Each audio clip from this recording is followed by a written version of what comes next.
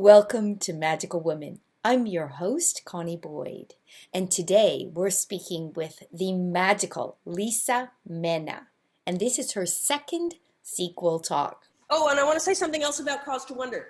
Okay. It's me. It's a one-man band with occasional help. It looks well produced on the internet, but I totally need help. If you are somebody who wants to spend time and has actual skill with graphics or with PR or with web stuff or with gathering nurses or with managing other volunteers, you may step up. This administrative thing is crazy. I am not meant to type. It's a terrible thing. It's me, myself, and I productions, and that is not fun. I understand completely. Yeah, no, and I'm so over my head, and I need help. Please help me. Yeah, it's really important. You can't imagine the number of women who aren't going to be hit in 20 years because of the work that we do. We're so lucky to wield magic. It's so important. Lisa, how do you tackle the people that say yes, but you're fooling them? It's just a trick. How do you address that? You mean with regards to Cause to Wonder? Yeah. I never pretend it's anything more than a trick. In order to legitimize my work, I've studied it and brought in different people. And one of the things we did was a measures and impact report. So I sent a scientist to Mozambique to follow up 18 months later to find out, to go to the villages that I went to find out how many people remembered the call and return, to find out how many people remembered me, if they could say the tricks that I did, if they could say what they had to say about me in general, and if they thought I was a witch or a clown or black magic or where I fit on the scale, and then to talk in general about it. So we learned that we had 104% retention. So a year and a half later, more people knew the phrase, "A clean lake is a happy life," than actually saw the show.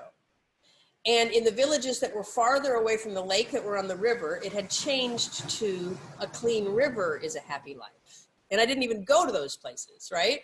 So that's interesting. But then within the network of what they remembered, the young people could do the whole song. The old people, if you gave them the first line, they could return it.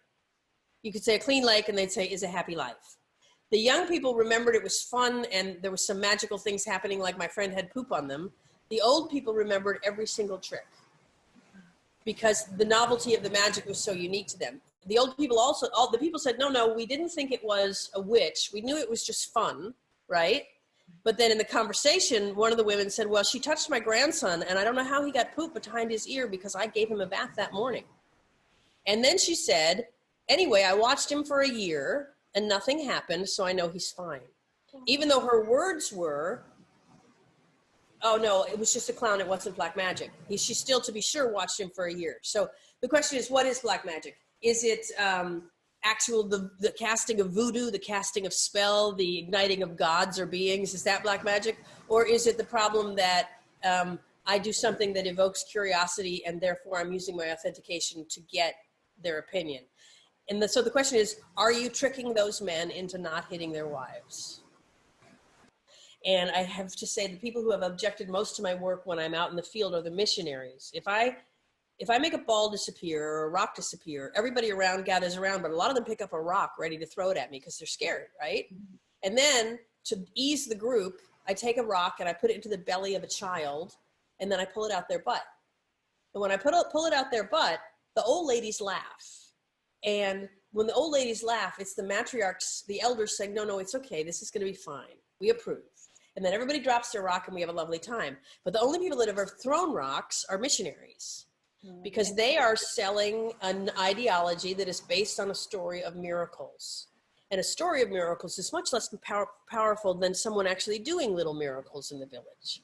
So that's when I came to terms with the idea that most of our religions and most of our huge social changes, and now I've obviously studied it, are based on things that people can't explain. From the pyramids to having steam rock moves, to the loaves and fishes, to Muhammad splitting the moon. Any kind of unexplainable event gathers enough attention.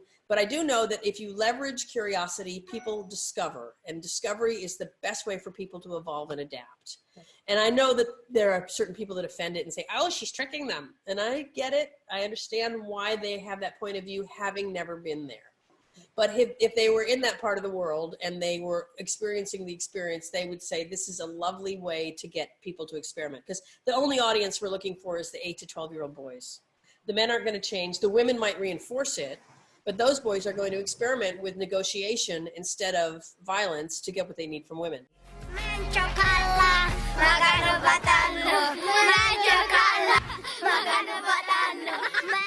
And they'll look in the world and see that it's true. You know, you hear something and you look out in the world and you can often find something to confirm it. You can also find the opposite, but you're looking to confirm it. Right. So, yeah, no, it's true. So I think we're in an old tradition of spreading information by using curiosity. I think it's been around a very long time. Did you subscribe to our Magical Woman channel? Come on, you can do it. Subscribe and hit the notifications bell so you'll be aware of future Magical Women talks. In Papua New Guinea, where people are cannibals, my handlers would not allow me to do magic except in certain confined environments. And if I happened to spontaneously do it, the crowd would get so big and so throngy and so fast that they'd pull me away and they'd put a hat on me and change my shirt. Yeah. Yeah. Yeah, you don't think about that element of danger and that, you know, you're putting yourself out there. And oh yeah, no. It wouldn't surprise me if it's the way I go, and if it's the way I go, I'm fine. But it'll probably be an amoeba or something I caught on the way, probably not by a man's hand. Unless you're a super experienced traveler, you can't come the first time with me. You got to go into Africa and stay not at a fancy hotel and see what that's like and see what that world is like, because it's itchy, it's hard, it's a lot of waiting. There's nothing glamorous or fun about it. I take that back. It's fun in so much as that you bring this deep level of joy to the people, but there's a lot of harsh, itchy moments to get there. Yeah, it's like extreme backpacking. It is like extreme backpacking. That's funny.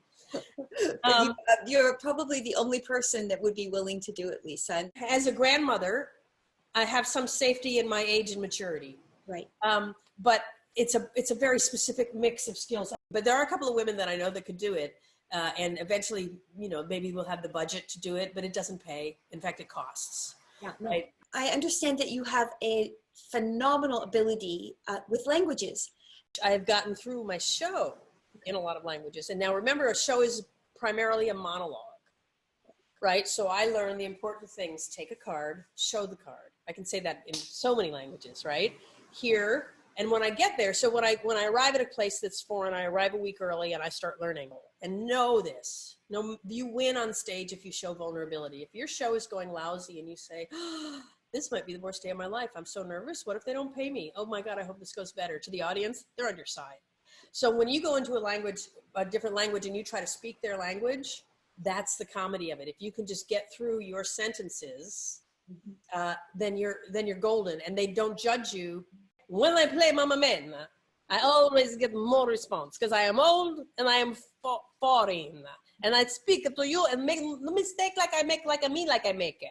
Right? I can do whatever I want. So I don't speak a lot of languages, but whenever I traveled, I always learned my thing, and I've been to like 80 countries. I can pull out 50 of those from either I've said them before and they're in there, or I know my way through, but it's a pure study. I write down the 10 words. I write down every word I use it back and forth. And when I was working in trade shows, because it was so international, the beautiful thing was I'd be able to greet and say something funny to make the person laugh in their culture, in whatever culture came up, whether they were Russian or Vietnamese or Bulgarian or whatever they were, I could bring them in that way. So it made me look internationally jet set.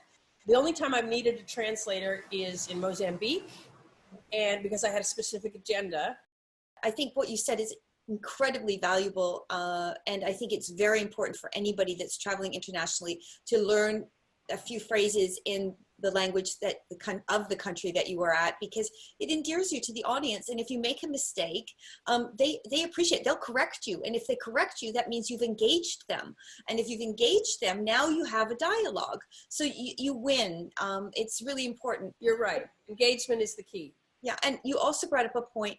You don't have to panic if you don't remember the dialogue. You can have it written down on a piece of paper. You can have it stuffed inside your costume or on the stage. And you can get a big laugh out of it. Exactly. It makes it's funnier. So it's taking those risks. And of course, you're out of your comfort zone because you're speaking a language you don't have a clue what you're really saying. But it is, it's really worth the effort. And I think that's fabulous advice. And I think that I hope that people find that you find your art in your mistakes. Now, don't forget to subscribe and hit the notification bell. Come on, you can do it. We need subscribers to obtain more privileges with YouTube. So please, please hit that notifications bell. Spread the word and comment. We love to hear from you.